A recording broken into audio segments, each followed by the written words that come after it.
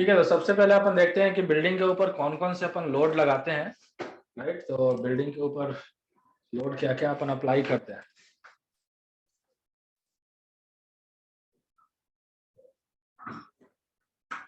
ठीक है, तो बिल्डिंग पे लोड लगाने से पहले आपको मैं बता देता हूँ कि अगर आपको कोई बीम की कॉलम की साइज अगर आपको प्रेफर करनी होगी तो अपन क्या साइज प्रेफर करेंगे। तो यहाँ से आपको, मेरे पास ऑलरेडी एक नोट पैड बना हुआ है। ठीक है, अगर इन केस किसी को चाहिए तो आप लोग बता देना। तो पहले मैं आपको बीम की साइज बता देता हूँ कि अगर पर्टिकुलर एक स्टोरी के हिसाब से अगर मुझे बीम की साइज क्या रखना है।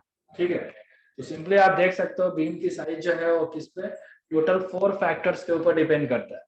सबसे फर्स्ट होता है आपका क्या, लोडिंग फैक्टर, यानी कि क्या क्या लोड अपन अप्लाइड कर रहे हैं उसके अकॉर्डिंग आपका डिसाइड होता है कि बीम कॉलम साइज अपने क्या लेके चलेंगे।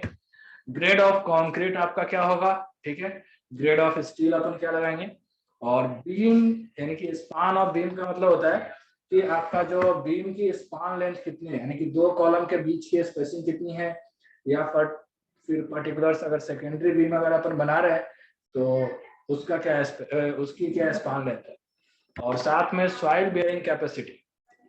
राइट, एसबीसी जो होगी वो अपने को देखना पड़ेगा। तो अगर अपन ग्राउंड स्टोरी अगर एक ही स्टोरी की बिल्डिंग बना रहे हैं तो उस केस में 9 इंची इंटू 9 इंची का बीम साइज अपन प्रेफर करेंगे, और 230 इंटू 230 अगर एमएम में अगर आपको प्रेफर करना है। ठीक है, और अगर G+1 बिल्डिंग है तो उस केस में 9 इंची इंटू 12 इंची, G+2 के लिए 12 इंटू 12। ठीक है, और सेम इधर एमएम में मैंने दे रखा है तो आप देख सकते हो G+3 के लिए। राइट, G+4 अगर बिल्डिंग बना रहे हैं उसके लिए क्या रखना है, G+5 के लिए, G+6, G+7, G+8 और G+9 और G+10। तो इनके लिए आपको डिफरेंट बिल्डिंग की स्टोरी क्या होगी। राइट, डिफरेंट बिल्डिंग जो स्टोरी है तो उसके हिसाब से बीम की साइज क्या लेके चलेंगे। आप लोग अगर चाहो तो इसका स्क्रीनशॉट आप ले सकते हो। ठीक है,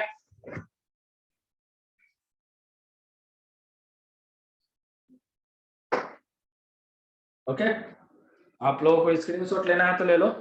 यस सर, ले लिया। ठीक है, तो ये आपकी बीम की साइज है, आप इसको यूज कर सकते हो कभी भी अगर कोई भी प्रोजेक्ट के ऊपर काम कर रहे हो तो अगर देखना होगा कि पर्टिकुलर आपको कितने स्टोरी की बिल्डिंग डिजाइन करने जा रहे हो तो उसके हिसाब से बीम की साइज, कॉलम की साइज क्या होगी और कैसे अपन लोडिंग फैक्टर कैलकुलेट करेंगे। तो ये आपकी बीम की साइज थी। नेक्स्ट है आपका कॉलम का साइज, तो वो भी आप देख लो यहाँ से कि कॉलम का साइज, कॉलम होता क्या है वैसे, कॉलम जो होता है एक तरह का वर्टिकल लोड बेयरिंग मेंबर होता है जिसको अपन कॉलम बोलते हैं। राइट, और हॉरिजॉन्टल जो लोड बेयरिंग मेंबर होता है उसको क्या बोलेंगे, beam. Okay, vertical load bearing member जो होगा वो आपका कॉलम होगा, हॉरिजॉन्टल लोड बेयरिंग जो मेंबर होगा वो आपका बीम होगा। ठीक है, तो सेम यहाँ पे भी जो लोड फैक्टर है वो किस पे डिपेंड करेगा, जो कॉलम का साइज, तो सेम वही है factor, load factor, grade of concrete, grade of steel और स्पान ऑफ कॉलम। या फिर आप यहाँ पे ये चीज बोल सकते हो कि centre to centre distance between the column, दो कॉलम के बीच की स्पेसिंग कितना लेंथ है। ठीक है, ओके ना। उसके बाद सेम यहाँ पे ग्राउंड स्टोरी है तो कॉलम की साइज क्या लेके चलेंगे, G+1 अगर यूज करें तो उसके लिए कॉलम की साइज क्या होगी, G+2 के लिए क्या लेके चलेंगे, G+3 के लिए, G+4, G+5, G+6, G+7, total 9 story तक का है। क्योंकि स्टार्ट प्रो के अंदर ज्यादा अपन जाते नहीं है, अगर 7-8 स्टोरी अपन डिजाइन करते हैं तो उसमें भी थोड़ा सा उसमें हैंग होने लगता है सिस्टम, तो आप यहाँ से प्रेफर कर सकते हो। और अगर आपको पर्टिकुलर अगर हाई राइज बिल्डिंग पे अगर काम करना है, पर्टिकुलर कि आपको G+10 या उससे अगर ज्यादा के बिल्डिंग को डिजाइन करना है या फिर उसके बारे में अगर स्टडी करना है, लर्न करना है, तो उसके लिए आप लोग ईटैप सॉफ्टवेयर प्रेफर कर सकते हैं। ठीक है, और वहां से आप पर्टिकुलर एनालिसिस, डिजाइन, मॉडलिंग और डिटेलिंग, जनरली ईटैप से वो एक तरह से डिटेलिंग सॉफ्टवेयर है, उसके लिए सबसे ज्यादा यूज में आता है। ठीक है, तो यहाँ से अगर आपको कॉलम का साइज का भी अगर आपको स्क्रीनशॉट लेना है तो आप यहाँ से ले सकते हैं। ठीक है, आप यहाँ से स्क्रीनशॉट ले लो। ठीक है, ले लिया आप लोगों ने। Yes sir. ओके, उसके अलावा आपको ऑलरेडी मैंने सेक्शंस प्रॉपर्टी जो है वो कंक्रीट कॉलम का सेक्शंस जो होता है रेक्टेंगुलर सेक्शंस और सर्कुलर सेक्शंस अपन यूज करते हैं, वो ऑलरेडी मैंने बता दिया है, ठीक है। उसके अलावा अगर जब आप स्टील के लिए आप रेफरेंस रखोगे, तो स्टील के लिए आपको सेक्शंस प्रॉपर्टी क्या रखना है, तो एक आपका पाइप सेक्शन होता है, बॉक्स सेक्शंस और tube section, angle section, channel section, इस तरीके से अपन यूज करेंगे। तो जब अपन स्टील का पार्ट देखेंगे तो इस पार्ट को अपन डिटेल्स में जाएंगे, ठीक है। तो फिलहाल अगर आपको इसका भी अगर स्क्रीनशॉट अगर आपको लेना है तो आप इसके भी स्क्रीनशॉट आप यूज कर सकते हैं, ठीक है, ओके। इसका भी अगर स्टील का अगर आपको चाहिए तो आप स्क्रीनशॉट ले लो, ठीक है। तो ये आपके बीम Yes, sir. कॉलम का साइज था। नेक्स्ट अपन चलेंगे कि अगर मुझे फुटिंग का साइज लेना है या डेप्थ लेना है तो क्या लेंगे, तो ये आपका फुटिंग, जो अपन फुटिंग डिजाइन करेंगे तो उस केस में अपन देखेंगे बाद में, इसको अभी के टाइम पे इसको रहने देते हैं। एक और मोस्ट इंपॉर्टेंट पार्ट मैंने यहाँ पे डिटेलिंग का ले रखा है कि डिटेलिंग के अंदर यानी कि सिंपली अगर कोई G+1, G+2 या G+3 अगर बिल्डिंग बना रहे हो तो उसके लिए क्या थंब रूल होना चाहिए, राइट। तो सबसे पहला जो यहाँ पे थंब रूल है, राइट, सबसे फर्स्ट जो आपका थंब रूल है क्या है कि कॉलम टू कॉलम डिस्टेंस जो होगा वो 3.5 मीटर होगा, राइट, ए स्टैंडर्ड, ओके। और अगर centre to centre distance between अगर कॉलम टू कॉलम डिस्टेंस अगर स्टैंडर्ड वैल्यू की बात करें तो वो अपन कितना लेके चलते हैं, 3 to 5 मीटर, ओके। कितना लेके चलेंगे, 3 से 5 मीटर के बीच में आपको एक कॉलम आपको पुट करना होगा। मिनिमम अपन 3 मीटर रख सकते हैं जो आपका लेंथ स्पेसिंग है, और मैक्सिमम 5 मीटर से ज्यादा का होगा तो उसमें अपन कॉलम नहीं देंगे, ठीक है। उसके बाद अगर फीट और इंच की बात करते हैं तो 10 से 15 फीट के बीच में एक कॉलम आपको देना है। नेक्स्ट, अगर यहाँ पे ग्रेड ऑफ कंक्रीट में अगर चेंजेस होता है, जैसे अगर मान लो M15 ग्रेड ऑफ कंक्रीट अगर यूज कर रहे हैं तो उस केस में आप कॉलम की साइज क्या दे सकते हैं, तो उस केस में आपका जो कॉलम का साइज होगा 9-12 का दे सकते हो या फिर 9-15 का आप कॉलम का साइज दे सकते हो, ठीक है। अगर आप स्क्वायर कॉलम बना रहे हो तो मिनिमम कम से कम 4 बार होगा, ठीक है। स्क्वायर या फिर अगर रेक्टेंगुलर कॉलम बना रहे हो, स्क्वायर या फिर रेक्टेंगुलर कॉलम अगर बना रहे हो तो कम से कम 4 बार अपने को देना ही होगा, 4 से कम बार अपने को प्रोवाइड नहीं कर सकते। और अगर सर्कुलर कॉलम बना रहे हैं तो मिनिमम कितने बार देंगे, 6 बार देंगे, ठीक है। और बार का जो डाया होगा वो आपका 12 mm का होगा, ठीक है। और टोटल नंबर ऑफ जो बार्स होंगे वो टोटल कितने होंगे, 6 होंगे। अगर 9, 12 या 15 का अगर अपन कॉलम दे रहे हैं तो 12 mm का डाया, क्योंकि वैसे भी अगर बीम और कॉलम की बात करते हैं तो 12 mm से कम का सरिया आपको बीम या कॉलम में प्रोवाइड नहीं करना है, ठीक है। तो यहाँ पे अगर 9-12 का या फिर 9-15 का अगर कॉलम साइज लेते हो M15 ग्रेड ऑफ कंक्रीट तो उस केस में 12 mm का सरिया डालेंगे और टोटल नंबर ऑफ बार जो हो जाएगा तो कितने हो जाएंगे, 6 बार हो जाए। उसके बाद अपन बात करेंगे स्टीरअप्स। स्टीरअप्स को अपन टाई बार भी बोलते हैं, ठीक है, अपन रिंग बार भी बोलते हैं, डिस्ट्रीब्यूशन बार भी बोलते हैं, और इसको सियर बार भी बोलते हैं, सियर एनफोर्समेंट स्टील, ठीक है। तो अगर अपने को अगर स्टीरअप्स यूज करना होगा तो उसके लिए 8 mm का बार होगा, 150 mm centre to centre spacing होगा, यानी कि जो आपका रिंग बार जो होगा, स्टीरअप जो होगा, एक से दूसरे के बीच की जो स्पेसिंग होगी वो 150 mm का होगा और 8 mm का बार आपका, ठीक है। नेक्स्ट है आपका M20 grade of concrete, okay. M20 grade of concrete अगर लेके चल रहे हैं तो उस केस में 9x9 का अपन कॉलम दे सकते हैं, ठीक है। बार का डाया जो होगा वो 12 mm का होगा, टोटल जो 4 बार अपन प्रोवाइड कर सकते हैं। स्टीरअप्स जो होगी वो स्टीरअप्स की जो साइज होगी वो 8 mm का बार होगा और 150 mm centre to centre spacing होगी, ठीक है, राइट। और सेम अगर बीम की बात करते हैं तो बीम अपन 12 mm का, 16 mm का, 20 mm का, 25 mm का अपन प्रोवाइड कर सकते हैं, ठीक है।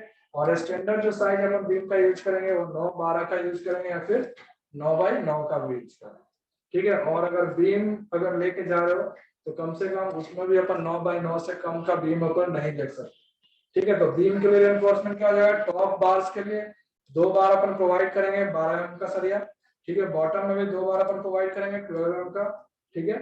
और अगर स्लैब का अगर स्लैब वगैरह अगर अपन डाल रहे हैं तो उस केस में 8 mm का, 10 mm का, 12 mm का अपन सरिया अपन डाल सकते हैं, ठीक है। उसके बाद स्टील अगर अपन यूज करते हैं तो स्टील के अंदर क्या क्या यूज होता है, एक आपका माइल्ड स्टील होता है और जनरली जो अपन यूज करते हैं वो आपका HYSD स्टील होता है, यानी कि हाई यील्ड स्ट्रेंथ डिफॉर्म बार, ओके, जिसके अंदर Fe 415, 500 और 550, जिसमें 550 अभी मार्केट में जो है, जो भी आपका डिजाइनिंग होता है वो सब 550 स्टील के हिसाब से होता है। और कंक्रीट का जो ग्रेड अपन यूज करते हैं वो M25 grade of concrete use करते हैं, ठीक है। और अगर स्पान डेप्थ रेशियो अगर आपको निकालना है तो स्पान डेप्थ रेशियो के लिए भी आप इस फॉर्मूले पे जा सकते हैं। यानी कि अगर सिंपली सपोर्टेड बीम है तो उसके लिए फॉर्मूला पर यूज करेंगे L/20, राइट। अगर कैंटिलीवर बीम अगर यूज करें तो L/7, अगर आपका कंटिन्यूअस बीम है तो L/26, और अगर विड्थ ऑफ बीम निकालना है तो आपका डेप्थ डिवाइडेड बाय 1.5। ओके, तो यहाँ से आपको क्या मिल जाएगा, डेप्थ।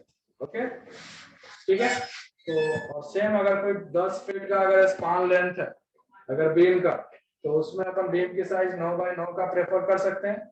4 बार अपन टॉप में डाल सकते हैं बार का, और 3 बार अपन बॉटम में डाल सकते हैं, ठीक है, राइट। लेकिन अपन 12 mm से कम का अपन रेनफोर्समेंट नहीं डिफाइन करेंगे, तो यहाँ पे भी अपने 12 mm नहीं होगा, ठीक है। और जनरली जो कंस्ट्रक्शन होता है उसके अंदर आपका TMT स्टील आपका यूज होता है, ठीक है। वेट ऑफ स्टील अगर आपको निकालना है तो उसके लिए यानी कि केजी पर क्यूबिक मीटर में अगर निकालना है तो उसके लिए फॉर्मूला यूज करेंगे D2/162.2 केजी पर मीटर क्यूब, केजी के अंदर। और अगर स्टील अगर केजी पर फीट में निकालना है, पर क्यूबिक फीट, तो उसके अंदर D2/553, ठीक है। तो ये आपका जनरली जो है ओपन डिटेलिंग पार्ट है।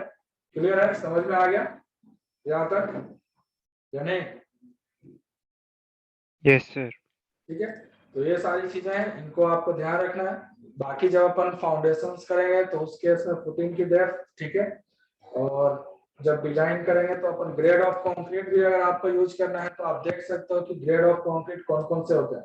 तो ग्रेड ऑफ कंक्रीट में एक आपका होता है normal grade of concrete, second होता है आपका standard grade of concrete, third होता है आपका high strength grade of concrete, right. Next अगर ग्राउंड स्टोरी यूज करें तो उसके लिए कौन सा ग्रेड यूज करेंगे, G+1 के लिए, G+2 के लिए। तो आपको यहाँ पे डिफरेंट अप टू G+9 अपन क्या कंक्रीट का ग्रेड अपने को प्रेफर करना चाहिए वो आपको यहाँ पे मैंने बता रहा है ऑलरेडी। M25 या M20 अगर किसी को कोई एक्सप्लेन करने के लिए आपसे पूछता है तो आप उसके बारे में बता सकते हो कि M का मतलब क्या होता है और 25 का मतलब क्या होता है, राइट। तो ये आपका ग्रेड ऑफ कंक्रीट है, तो यहाँ तक आपको ये चीजें ध्यान रखना है। अब अपन चलते हैं कि बिल्डिंग का लोड अपन कैसे कैलकुलेट करते हैं और बिल्डिंग के ऊपर क्या क्या लोड आपका अप्लाई होता है। तो ये आपका नोट पैड है बिल्डिंग लोड के लिए, ठीक है। सबसे पहले अपन बात करते हैं कि क्या क्या लोड आपके बिल्डिंग के ऊपर अप्लाइड होता है। Load applied on a building, okay. तो सबसे फर्स्ट जो आपका लोड है वो कौन सा होगा, वर्टिकल लोड, ठीक है। फर्स्ट लोड आपका कौन सा होगा, वर्टिकल लोड। सेकेंड जो लोड है वो आपका होता है हॉरिजॉन्टल लोड, जिसको अपन लैटरल लोड भी बोलते हैं। हॉरिजॉन्टल लोड को अपन लैटरल लोड भी बोलते हैं। तो फिलहाल अभी के टाइम जो है आज अपन यहाँ पे टॉपिक कवर करेंगे वर्टिकल लोड कैसे अप्लाई करते हैं बिल्डिंग पे। बाद में अपन हॉरिजॉन्टल लोड और लैटरल लोड के बारे में भी देखेंगे। तो सबसे पहले अगर वर्टिकल लोड की बात करते हैं तो वर्टिकल लोड अगर आपको अप्लाई करना है स्टैड के अंदर बिल्डिंग के ऊपर या फिर आपको कहीं भी अप्लाई करना है वर्टिकल लोड, तो उसके लिए आपको वाई डायरेक्शंस आपको फॉलो करना है, ठीक है। यानी कि जो लोड अप्लाई होगा वो कौन से डायरेक्शन से होगा, वाई डायरेक्शन से। वो ऑलरेडी मैंने एक 2D ज्योमेट्री फ्रेम के ऊपर मैंने आपको लोड लगा के दिखा दिया था, ठीक है। तो वर्टिकल लोड जो होते हैं अगर बिल्डिंग के ऊपर लगाते हैं तो वो आपके कौन कौन से लोड होता है, एक आपका डेड लोड होता है, ठीक है। एक आपका डेड लोड होता है और सेकंड जो होता है वो आपका लाइव लोड होता है, ठीक है। सेकंड जो होता है वो क्या होता है, आपका लाइव लोड होता है, यानी कि उसको अपन इम्पोज लोड भी बोलते हैं और सुपर इम्पोज लोड भी बोलते हैं, ठीक है, okay.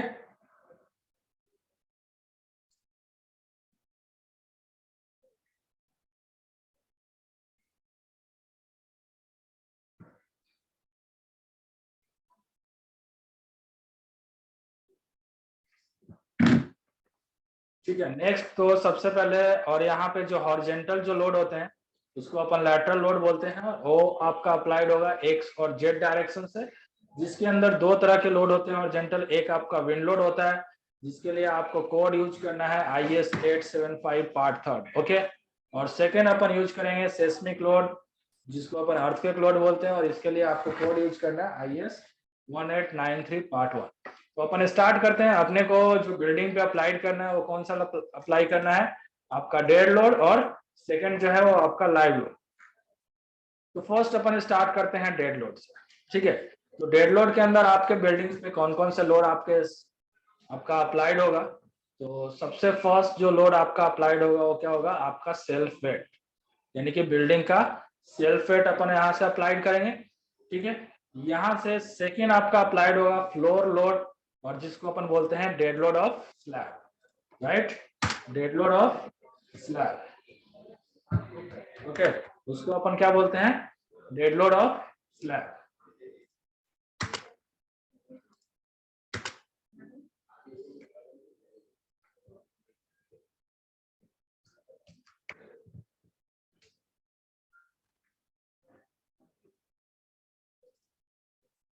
Dead load of slab, ठीक है। और नेक्स्ट आपका जो फ्लोर लोड, और इसमें एक आपका और भी लोड होता है, floor load, dead load of slab, and एक आपका और लोड कौन सा हो जाएगा, floor finish load, right, floor finish load.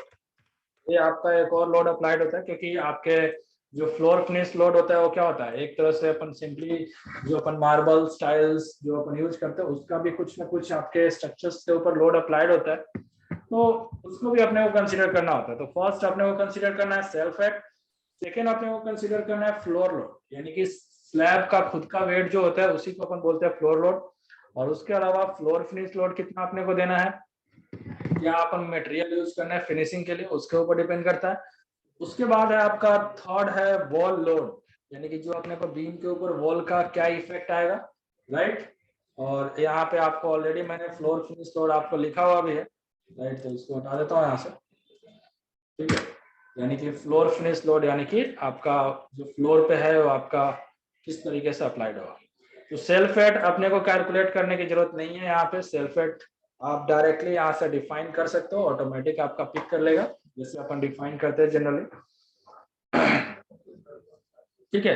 उसके बाद यहाँ से फ्लोर का लोड, राइट, तो फ्लोर का लोड अपन कैसे कैलकुलेट करेंगे, तो उसके लिए सबसे पहले आपको ये चीज ध्यान रखना है कि dead load of slab, right, dead load of slab यानी कि अपना कैलकुलेट कैसे होगा, तो उसके लिए अपने को फॉर्मूला लगाना है thickness of slab multiply unit weight of concrete. ये आपका फॉर्मूला होगा स्लैब का लोड अगर आपको कैलकुलेट करना है, तो उसके लिए अपन यूज करेंगे thickness of slab multiply unit weight of concrete.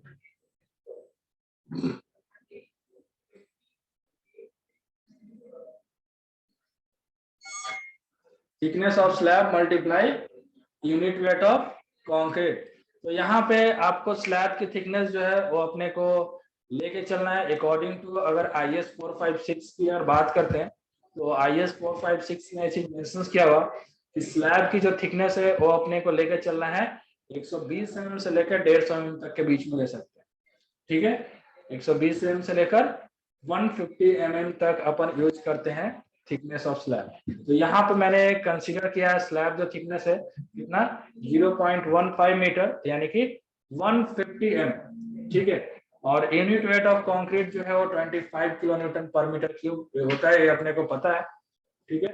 तो इसके हिसाब से फॉर्मूले से अपन यहाँ से ये चीजें निकाल सकते हैं। 1 मिनट आप लोग वेट करना।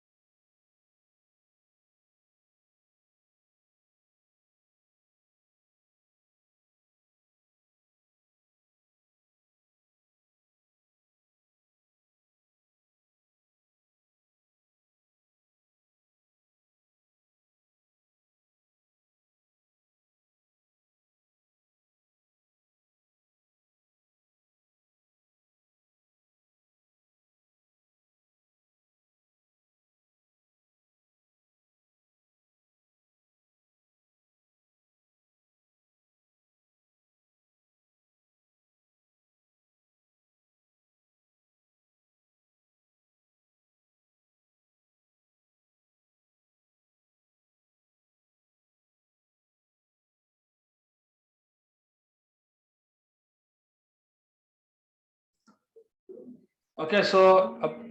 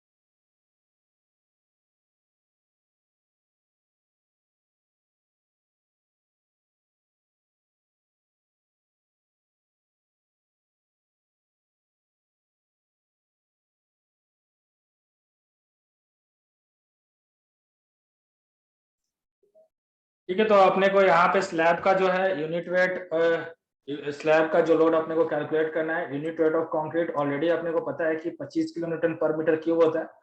फिर और जो अपन स्लैब की थिकनेस यूज करें 0.15 मीटर, क्योंकि टोटल जो आपका जो वेरिएशंस होगा वो डिपेंड करेगा थिकनेस ऑफ स्लैब के ऊपर। तो यहाँ से उसके अकॉर्डिंग अपन 25 किलो न्यूटन पर मीटर क्यूब यूनिट वेट लेके चल रहे हैं। तो यहाँ पे स्लैब का जो है डेड लोड ऑफ स्लैब जो आपका कैलकुलेट होगा वो 3.75 किलो न्यूटन पर मीटर स्क्वायर यहाँ पे कैलकुलेट होगा, राइट।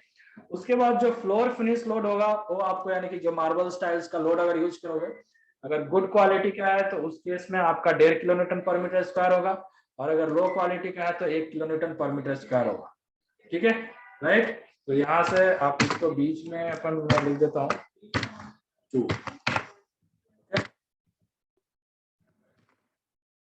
यानी कि 1 किलो न्यूटन पर मीटर स्क्वायर से लेकर 1.5 किलो न्यूटन पर मीटर स्क्वायर तक अपन यूज कर सकते हैं। तो अगर टोटल फ्लोर लोड अगर मैं कैलकुलेट करता हूं तो स्लैब का खुद का वेट और प्लस फ्लोर फिनिश लोड दोनों को आप अगर ऐड करते हो तो टोटल आपको कैलकुलेटेड लोड आपको मिल जाएगा फ्लोर का 5.25 किलो न्यूटन पर मीटर स्क्वायर, ठीक है। और स्लैब का जो लोड होगा वो हमेशा एरिया के हिसाब से आपका कैलकुलेट होगा पर मीटर स्क्वायर, यानी कि 1 मीटर स्क्वायर में टोटल जो स्लैब का जो लोड होगा वो आपका 5.25 किलो न्यूटन आपका अप्लाइड होगा, ठीक है। उसके बाद नेक्स्ट है आपका वॉल का लोड, ठीक है। तो वॉल का लोड जो होता है वो पर मीटर लेंथ के अकॉर्डिंग कैलकुलेट होता है, यानी कि 1 मीटर लेंथ पे आपका कितना वॉल का लोड अप्लाइड होगा। तो उसके लिए अपने जनरली जो अपन वॉल यूज करते हैं, एक तो आपका एक्सटीरियर वॉल होता है जिसको अपन मेन वॉल बोलते हैं, उसकी थिकनेस आपकी होती है 9 इंच की, फीट इंच में 230 mm, अगर मिलीमीटर में अगर काम करे तो, और अगर मीटर में काम करे तो 0.23 मीटर, ठीक है। उसके बाद सेकेंड होता है आपका इंटीरियर वॉल जिसको अपन पार्टीशन वॉल बोलते हैं, उसकी थिकनेस जो होती है फीट और इंच में 4.5 इंच, मिलीमीटर के अंदर 115 mm, और अगर मीटर के अंदर 0.115 मीटर, राइट। और थर्ड आपका होता है पैरापेट वॉल, ठीक है। तो पैरापेट वॉल भी आपका सिंगल ब्रिक की वॉल होती है, तो सेम जो आपका इंटीरियर वॉल का थिकनेस होगा वही आपका पैरापेट का, लेकिन हाइट जो है पैरापेट का आपका फिक्स होता है, वो अपन यूज करते हैं 1 मीटर, या फिर अगर फीट और इंच में लेकर चल रहे हो तो अप्रॉक्स 3 फीट, ओके, वो आपका हाइट होता है। तो सेम यहाँ पे फर्स्ट अपन कैलकुलेट करते हैं एक्सटीरियर वॉल का लोड, राइट। अगर एक्सटीरियर वॉल का लोड अगर कैलकुलेट करते हैं तो इसके लिए फॉर्मूला जनरेट होता है thickness of wall multiply unit weight of brick, okay, and multiply height of wall. ये आपका फॉर्मूला जनरेट होता है thickness of wall multiply unit weight of brick multiply height of wall. और अगर एक एग्जांपल लेके चलते हैं कि अगर थिकनेस ऑफ वॉल अपन जो यूज करते हैं वो ऑलरेडी अपने को नोन होता है, राइट, 0.23 मीटर, और यूनिट वेट ऑफ ब्रिक वो भी अपने को पता है कितना होता है 20 किलो न्यूटन पर मीटर क्यूब। बट यहाँ पे अपने को हाइट ऑफ वॉल अगर कैलकुलेट करना है तो हाइट ऑफ वॉल कैलकुलेट करने का फॉर्मूला होता है floor height minus depth of beam, यानी कि टोटल जो हाइट की वॉल हो आपका, हाइट ऑफ वॉल जो होगा वो किसके ऊपर डिपेंड करेगा, बीम के डेप्थ के ऊपर। टोटली जो अगर बीम के डेप्थ में अगर वेरिएशन छोटा है तो आपके हाइट ऑफ वॉल में भी वेरिएशन आपको मिलेगा। तो यहाँ पे फ्लोर की हाइट जो है वो अपनी कितनी है 3.5 मीटर है, और डेप्थ ऑफ बीम की अगर बात करते हैं तो 0.45 मीटर, ठीक है। यानी कि अपन एक बीम की साइज अगर लेके चलते हैं कि 450 इंटू 300 mm का अगर एक बीम है तो उसका जो डेप्थ यानी कि जो ज्यादा आपका सेक्शंस होगा वही आपका डेप्थ होगा।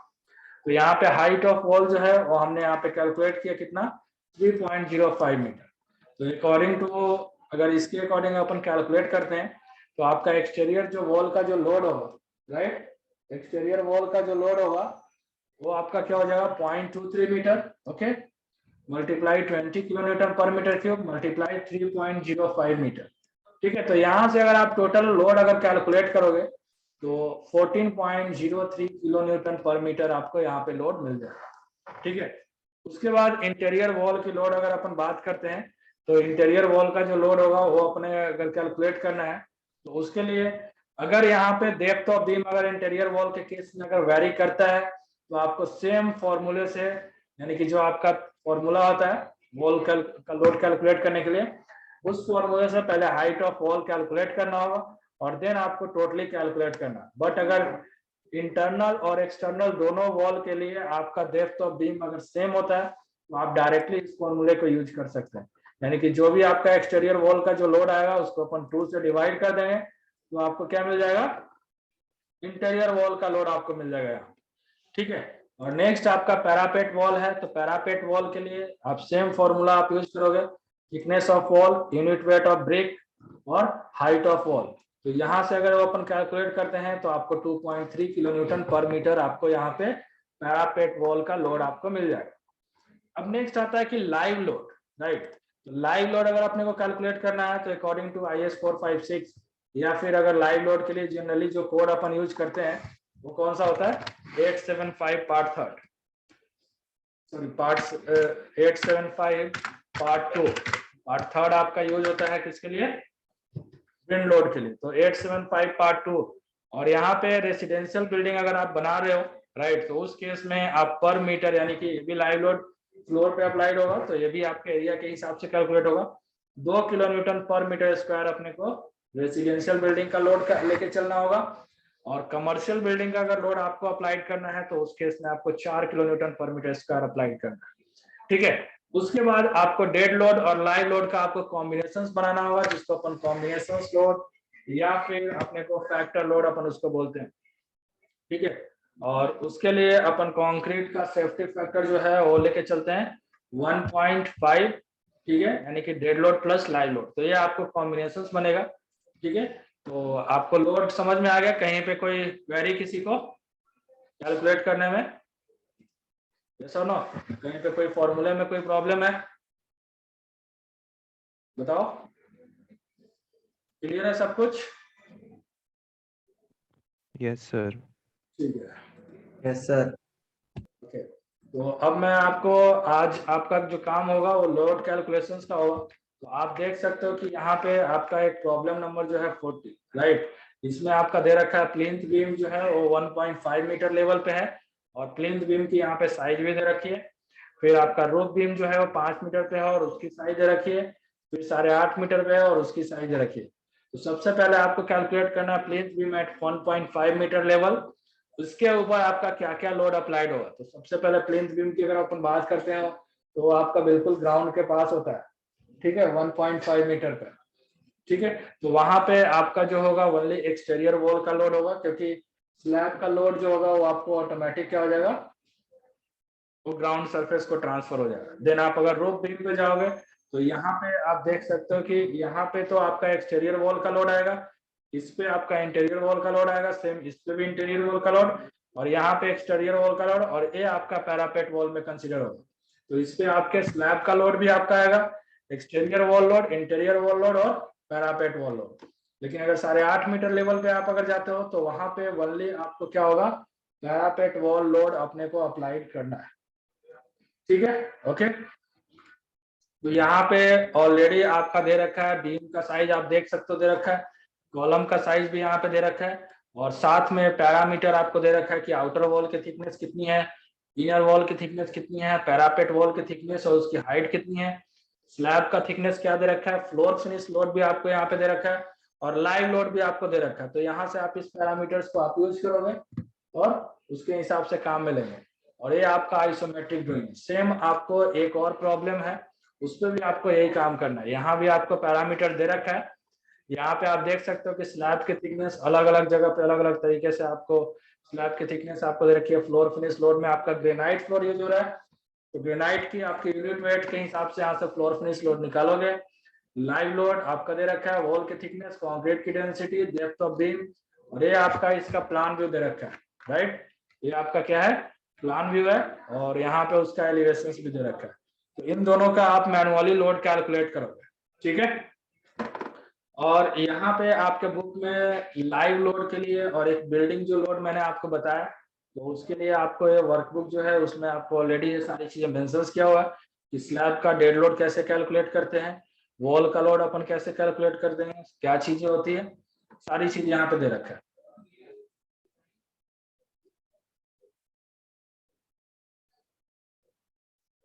ठीक है, और एक लाइव लोड के लिए भी आपका यहाँ पे टेबल दे रखा है। तो अगर कहीं आपको अगर लाइव लोड अप्लाई करना हो पर्टिकुलर किसी कंपोनेंट पे, ठीक है, तो उस केस में आप इसको यूज में ले सकते हो कि बाथरूम टॉयलेट के ऊपर लिविंग और बेडरूम हो गया, ऑफिस हो गया, किचन हो गया, banking hall, dining room, corridor, passage, staircase, तो क्या आप लाइव लोड लेके चलेंगे, तो वो ऑलरेडी यहाँ पे आपका दे रखा है, तो आप इस टेबल को भी आप यूज में ले सकते हैं। ठीक है, क्लियर है सबको? यस और नो?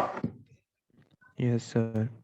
ठीक है, तो यहाँ तक आप लोग करके देख लो, ठीक है। कल मैं आपको ये जो लोड है, जो पर्टिकुलर एक प्रॉब्लम नंबर 14 पे काम करेंगे, ठीक है, और उस पर अपन लोड अप्लाई करके बोलेंगे, ठीक है, जो हमने कैलकुलेट किया है। Okay okay sir. और कहीं पे कोई क्वेरी किसी को?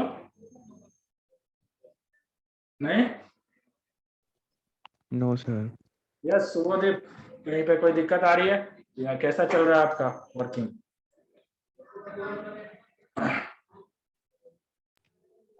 ठीक ठाक चल रहा है सर। सॉफ्टवेयर वर्क हो रहा है, काम चल रहा है?